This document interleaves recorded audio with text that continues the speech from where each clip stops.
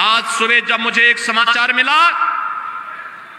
कि BTC TET का test था, एक गिरोह कहीं से उसने एक पेपर लीक किया। हमने कहा पूरे पेपर को अभी निरस्त करो, पूरे गिरोह को गिरफ्तार कर लो, उन सभी बच्चों को सकुशल उनके घरों तक पहुंचाओ। 1 महीने के अंदर पारदर्शी तरीके से फिर से परीक्षा आयोजित करो। किसी भी बच्चे से कोई शुल्क अतिरिक्त नहीं लेंगे, उनके आने जाने की फ्री में व्यवस्था देंगे, या उन बच्चों का जो आई कार्ड होगा उत्तर प्रदेश परिवहन निगम की बसेज में फ्री में आने जाने की सुविधा उसके माध्यम से उन बच्चों को प्राप्त होगी। ये सुविधा तो, लेकिन जिन लोगों ने ये शरारत की है वे भी सुन लें, उनके खिलाफ गैंगस्टर के तहत मुकदमा दर्ज हो रहा है और उनकी संपत्ति को जब्त कराने वे लोग भी वैक्सीन ले लें। एक सुरक्षा कवच प्राप्त होगा।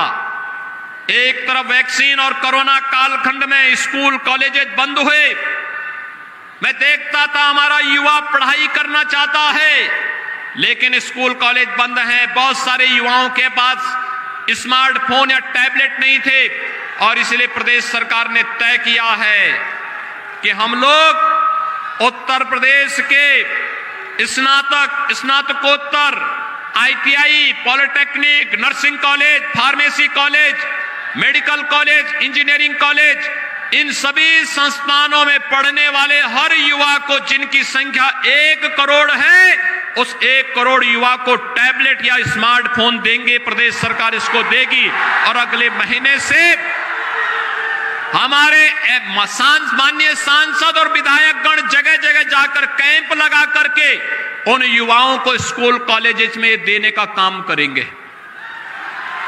लेकिन साथ साथ हमने ये भी तय किया है, भाइयों बहनों, युवाओं के जीवन के साथ कोई खिलवाड़ करेगा तो फिर उसको सोच लेना चाहिए कि इसके बाद क्या होगा। उत्तर प्रदेश के युवाओं के साथ किसी को भी खिलवाड़ करने की छूट नहीं देंगे।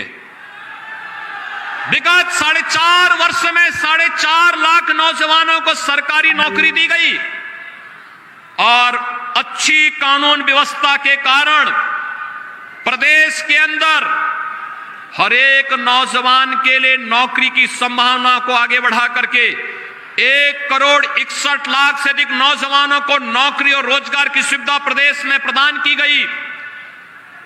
एक जनपद एक उत्पाद और विश्वकर्मा श्रम सम्मान के माध्यम से स्वतः रोजगार के साथ 60 लाख से अधिक लोगों को जोड़ने का कार्य हुआ। नौकरी हो या कोई भी टेस्ट, पूरी पारदर्शी और ईमानदार तरीके से आगे बढ़ना चाहिए। लेकिन भाइयों बहनों, उत्तर प्रदेश में भारतीय जनता पार्टी की सरकार आने के बाद प्रदेश सरकार ने प्रधानमंत्री मोदी जी के विजन के अनुरूप उत्तर प्रदेश को सर्वोत्तम प्रदेश बनाने के जिस लक्ष्य को लेकर के हमने कार्य प्रारंभ किया था, आज उसके परिणाम भी देखने को मिल रहे हैं। प्रदेश में आज जब कानून व्यवस्था की स्थिति कानून व्यवस्था की बात होती है, मुझे याद है यही देवरिया जनपद है, जब भी दुर्गा पूजा आती थी लार में दंगे हो जाते थे। जब भी कोई पर्व और त्योहार आता था, ये भाटपा रानी में भी तनाव हो जाता था। जब भी कोई पर्व और त्योहार आता था तो भटनी में भी विवाद हो जाता था और गरीबों के मकान जला दिए जाते थे। मैं पूछना चाहता हूं, समाजवादी पार्टी की सरकार के समय अकेले देवरिया जनपद में 3 बड़े दंगे हुए थे।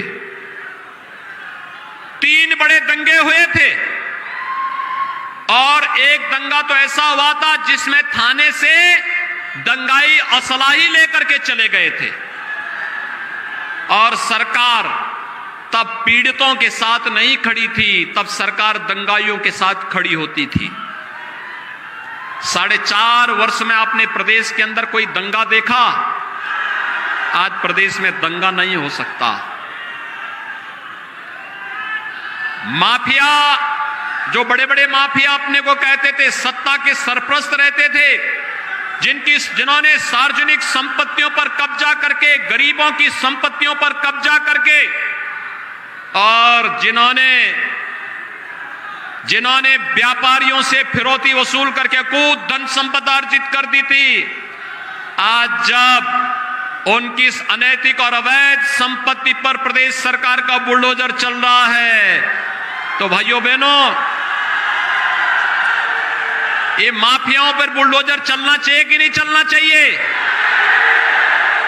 लेकिन कुछ दलों को बुरा लग रहा है।